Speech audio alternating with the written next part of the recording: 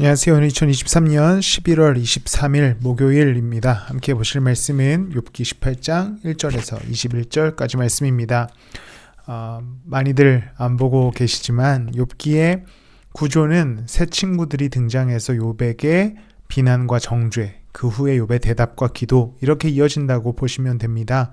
오늘은 빌닷이라고 하는 친구가 두 번째 발언을 하는 장면이지요.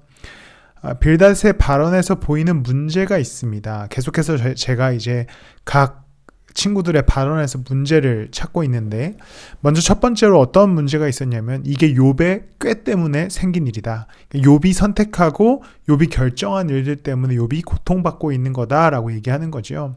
7, 8절 말씀을 보면요, 그의 힘찬 발걸음이 뒤뚱거리며 제 꾀에 제가 걸려 넘어지게 될 것이다. 제 발로 그물에 걸리고 스스로 함정으로 걸어 들어가니. 하나님께서 욥에게 고통을 주셨을 때 욥의 선택은 사실 없었습니다. 우리가 앞부분을 봐서 알지요. 그런데 욥이 고통을 당하니까 욥을 비난하는 이 빌닷이 하는 말이 네 꾀에 네가 넘어졌다. 네가 잘못 선택했고 네 인생이 잘못된 거다라고 얘기하는 아주 못된 태도인 것이죠. 두 번째는 단정 짓는 겁니다. 욥이 고통을 당하니까 너 죄인으로서 당하는 심판이다. 반드시 당하는 심판이다라고 욥의 문제라고 단정 짓는 데 있습니다. 20절과 27절을 보면요, 동쪽 사람들이 그의 종말을 듣고 놀라듯이 서쪽 사람들도 그의 말로를 듣고 겁에 질릴 것이다. 악한 자의 집안은 반드시 이런 일을 당하며 하나님을 알지 못하는 자가 사는 곳이 이렇게 되고 말 것이다. 욥의 고통을 보면서 이 빌닷이 하는 말이 욥이 하나님을 알지 못해서 이런 고통을 당하는 거다라는 정죄를 하게 됩니다. 그런데 우리가 욥의 발언과 기도를 봐서 알지만 욥은 사실 하나님을 너무 잘 알고 있었고 하나님께 애통하는 마음으로 기도하고 있었습니다.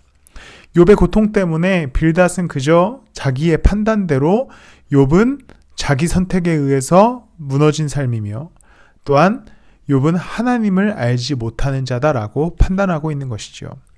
그러나 고통의 문제는 그렇게 단순하게 일어나는 일이 아닙니다. 내가 하나님을 알아도 고통당할 수 있고, 내가 옳은 선택을 했다고 봐도 그 안에서 하나님께서 주시는 시련이 있을 수 있습니다.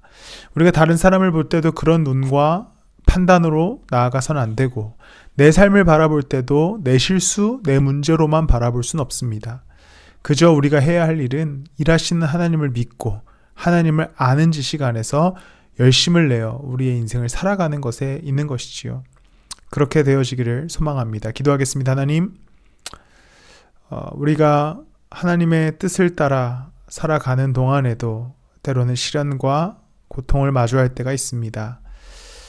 하나님을 알지 못해서가 아니라 그저 하나님과 걸어가는 삶 가운데에도 문제가 생길 수 있음을 믿습니다.